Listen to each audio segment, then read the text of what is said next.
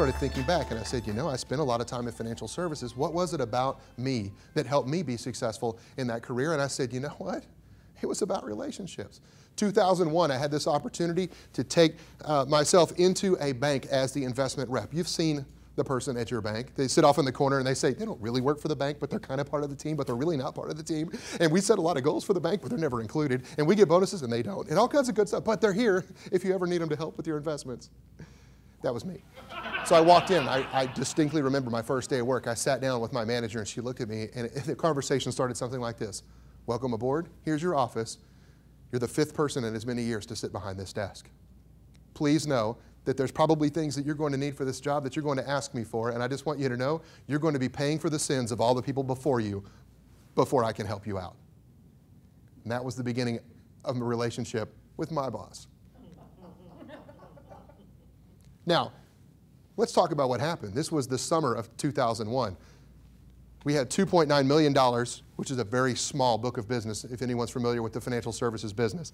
$2.9 million that was there. Within the first 90 days, 2 very important things happened. Number 1, $600,000 walked out the door because we poorly managed the transition. So I was down to $2.3 million. And on September the 11th of 2001, I think we all remember that day, the financial world went on its ear. And here I was in a brand new position trying to figure out what to do and looking at all the things about the job I could not control. I had coworkers that didn't believe I was going to stay longer than 12 months because no one else had.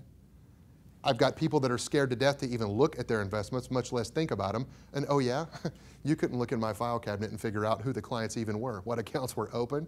It was a train wreck. Now, over the next couple of years, we had some interesting things that happened. I had a client that lost $20,000 in the market, and he'd only invested about $22,000 with me. I had another gentleman that I thought I was really going to hang my head on this guy, and I missed a $400,000 piece of business because he decided to just put his money in the bank. I was competing against the company that I worked for the same client. But I'm proud to say that 3 years after, almost to the day after I walked in the door, I had a $12.5 million book of business. That piece of business that I missed, that gentleman that said, I'm not going to put my $400,000 with you, 7 months later when that certificate of deposit matured, he became a client, not with $400,000.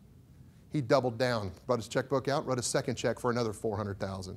And within 30 days, I had $3.5 million of his family's money invested as an advisor. How did I do it?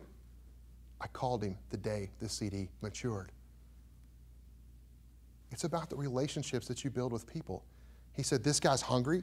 He wants to do a good job for me. He knew that my money I had to make a decision this day about my money. He called me that day, and it was just amazing how that happened. The guy that lost the 20 grand, would you believe the day that we finally cashed him out and I gave him his $2,000 back, he walked out of my office with a smile on his face because I gave him a coffee mug that had my company logo on the side that he said he liked when he sat down and said, you were right. Get me out of this bad investment. What kind of relationships are you building with the people around you? What kind of relationships do you build with your vendors, your customers, your employees, your boss, your spouse? Please know, at the core of all of your problems in any organization is how well you learn to communicate with each other so you can build the trust required to have great relationships. I thank you all for the chance to be here today, and I challenge you all, focus on those relationships and the rest of it falls right into place. Thank you.